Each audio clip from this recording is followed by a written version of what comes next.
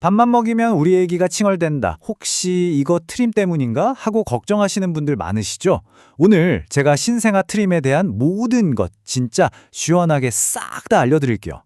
아기 키우는 부모님이라면 누구나 겪어봤을 거예요. 아기는 우는데 이유는 모르겠고, 내가 뭘 잘못하고 있나 하는 생각에 정말 막막하죠. 근데 너무 걱정하지 마세요.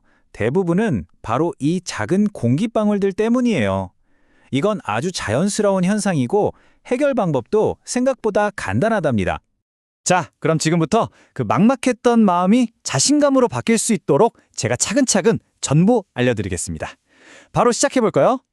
제일 먼저 가장 기본적인 질문부터 한번 짚고 넘어가 볼게요.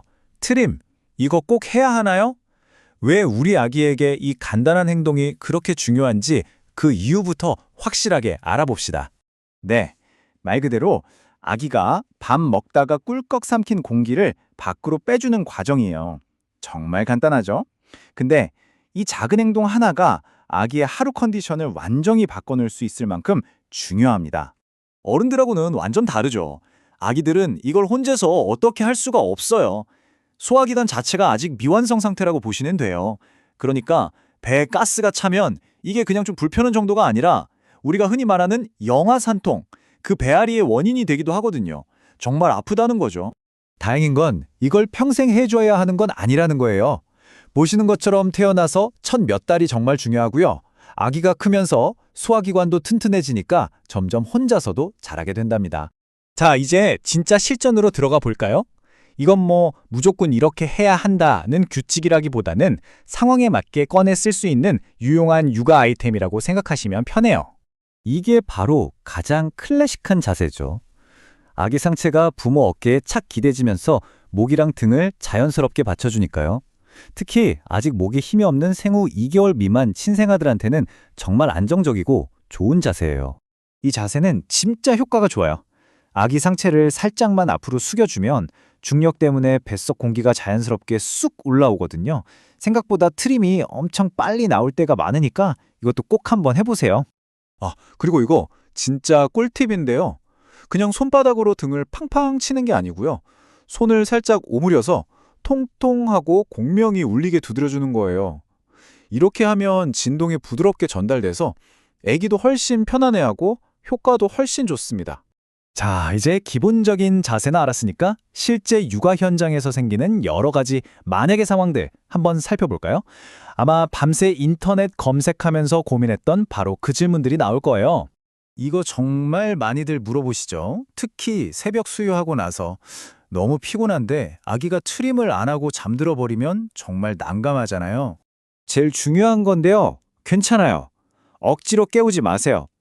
우리의 목표는 트림이 아니라 아기가 편안한 거니까요. 잠든 아기를 억지로 깨워서 트림시키는 것보다 그냥 편안하게 자는 게 아기한테는 더 좋을 수 있어요. 혹시 자다가 불편해하면 그때 살짝 안아서 등을 토닥여주면 됩니다. 주변에서 이런 말 한 번쯤은 들어보셨을 텐데 이거 진짜일까요? 핵심은 이거예요. 모유 먹는 아기들이 분유 먹는 아기들보다 공기를 좀 덜 삼키는 경향이 있는 건 맞아요. 하지만 아예 안 삼키는 건 절대 아니거든요. 그러니까 수유 방법이 어떻든 트림할 기회를 주는 건 언제나 좋은 생각이라는 거죠. 원리는 똑같아요. 뱃속에 공기가 너무 많이 차기 전에 중간중간 빼주는 거죠. 모유 수유할 때는 한쪽 젖에서 다른 쪽으로 옮겨갈 때, 분유 수유할 때는 한 3분의 1이나 절반쯤 먹었을 때 잠깐 쉬면서 트림을 시켜주는 거예요. 아기한테 나는 소리가 어디 트림 소리뿐인가요? 갑자기 크크 하거나 애취 해서 깜짝 놀랄 때 많으시죠? 부모님들 심장 철렁하게 만드는 이 소리들의 정체가 뭔지 한번 파헤쳐 보겠습니다. 이 표를 보면 정말 재미있는 공통점이 하나 있어요. 부모 입장에서는 깜짝 놀랄 만한 이런 행동들이요. 사실은 우리 아기의 신경계랑 소화기관이 아주 정상적으로 잘 발달하고 있다는 건강한 신호라는 겁니다. 자, 이제 마지막으로 정말 중요한 얘기를 해볼게요. 어디까지가 괜찮은 거고 어떨 때 병원에 가야 하는지 그 기준을 명확히 아는 것이 무엇보다 중요합니다. 이 둘을 구분하는 가장 큰 차이점 뭐냐면요. 바로 힘이랑 아기의 컨디션이에요. 그냥 입가로 주르륵 흐르는 개원애기랑은 차원이 달라요. 구토는 정말 말 그대로 뿜어져 나오거든요. 힘이 확 실려서요. 이건 완전 다른 신호로 보셔야 합니다. 부모의 직감이라는 게 생각보다 정확해요. 만약 이런 신호 중에 하나라도 보이거나 혹은 딱히 이유는 모르겠는데 이거 뭔가 좀 이상한데? 하는 느낌이 든다면 절대 망설이지 마세요. 병원에 가서 확인받는 게 무조건 가장 안전한 방법입니다. 우리가 오늘 이렇게 트림에 대해서 길게 이야기했는데 이 모든 걸 통틀어서 가장 중요한 핵심은 과연 뭘까요? 맞습니다. 트림은 그냥 기술이고 도구일 뿐이에요. 진짜 중요한 목표는 우리 애기랑 교감하면서 애기가 뭘 원하는지, 어떻게 해야 편안한지 알아가는 그 과정 자체입니다. 행복한 애기, 그리고 그 모습을 보면서 행복한 부모가 되는 것. 여러분은 이미 충분히 아주 잘하고 계십니다.